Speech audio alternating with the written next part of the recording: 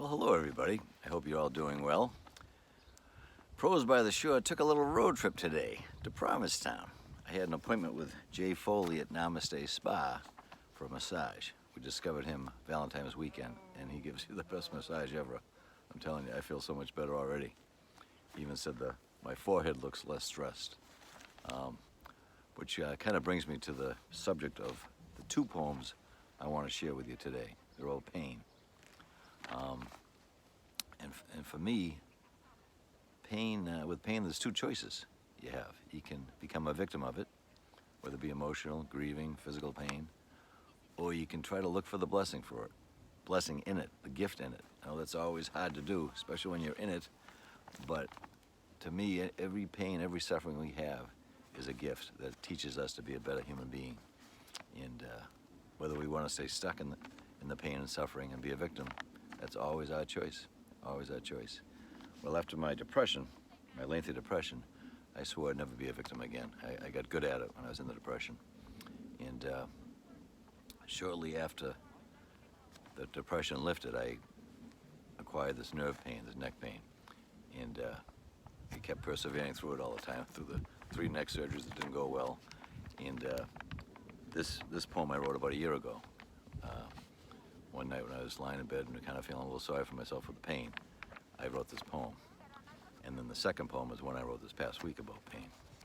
So, but I'm going to backtrack for a second. The reason I actually wrote the poem this week is I had reached out to Martha Flaherty, who was a very good friend and one of my earthly guides, and she recommended that I write a poem while I was in the pain.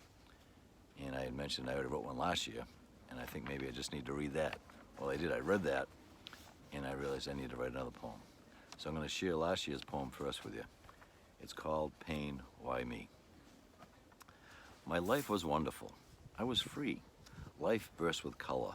The world's music was sweet as nectar. I had just returned from a place I thought I'd forever be, a place full of darkness and despair, so thankful to now see. I danced here and sang over there. Yes, I had the world by the tail. Pain creeped into my neck, but I said, you won't hinder me, for I have overcome. I continued to dance and sing, oh, you pain, you will not beat me up.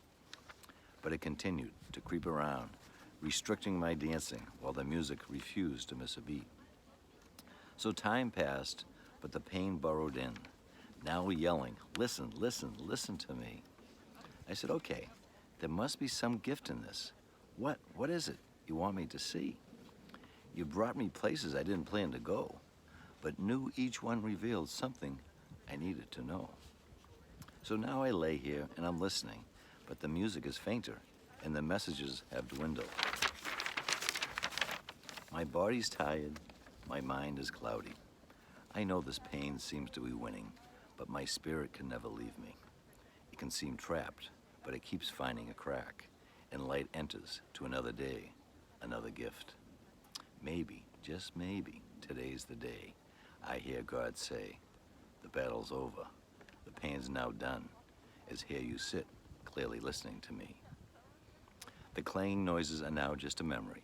Aren't you glad you used to say, why me? Because it brought you here to thee.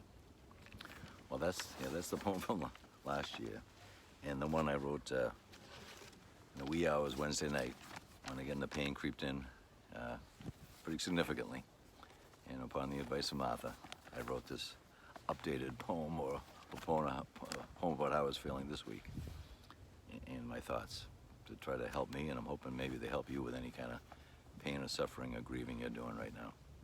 This one I titled, Mr. Havoc. So hello again, Mr. Havoc. Seems your teachings are not complete. Which class do I need to repeat? I've truly grown, but the pain's burrowed in once again. And here I lay, reluctantly moaning and groaning. Need I atoning? What have I missed? I've expanded my mind, welcomed awareness, reached for the skies with wide open eyes. I've loved the truths you've uncovered within, no longer fixated on my sins, but instead revealed the love that abounds in my soul for me. No longer guilty and convicted of crimes religion decreed, so heavy laden, of which its dogma had dropped me to my knees. You returned me to my innocence, releasing the demands for repentance. You never relented, reminding me I came in as love, will return to it, and most importantly, can live this life fully in it. That's been the hardest lesson. No summer break's been provided. Day by day, you've consistently guided. Whispering, whispering, you're worthy, you're worthy. How could that not be? God's not only traveled beside you, but has been an embedded fixture in your heart, of which he refuses to part. You're doing well, you really are. Fully aware, within no heart he doesn't dwell. You're truly seeing it, no need to pounce on who's right or wrong. No judgments proceeded, to that you've succeeded. No one in God's kingdom isn't needed. So, let's return to the pain, of which Mr. Havoc seems so ingrained. But your mind's simply falsely trained. Listen, listen, for these two words I say, nothing's permanent.